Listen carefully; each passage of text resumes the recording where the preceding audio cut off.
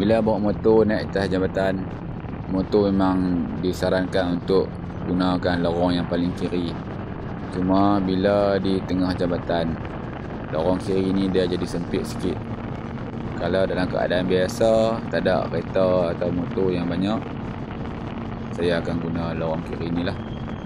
Kalau ada kereta atau motor, saya mungkin guna atau mungkin tak guna.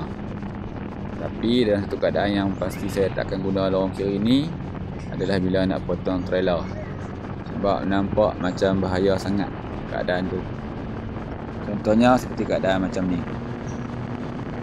Kalau nak lepas trailer ataupun padah, macam-macam kemungkinan boleh jadi. Kalau dalam keadaan lain tu mungkin ada masa saya guna, ada masa yang saya tak guna. Kalau macam keadaan lah ni, keadaan di lorong tengah kosong, saya guna lorong tengah dulu. Dah habis memotong dan lorong kiri kosong, saya masuk balik lorong kiri. Kalau nak potong kenderaan berat ke lori ke, kalau tempat-tempat yang lain daripada kawasan tadi, tak apa, dia lebih luas. Contohnya macam keadaan yang macam ni. Kalau di tengah jambatan tu dia memang sempit sungguh. Yang selalu bawa motor tu tahulah.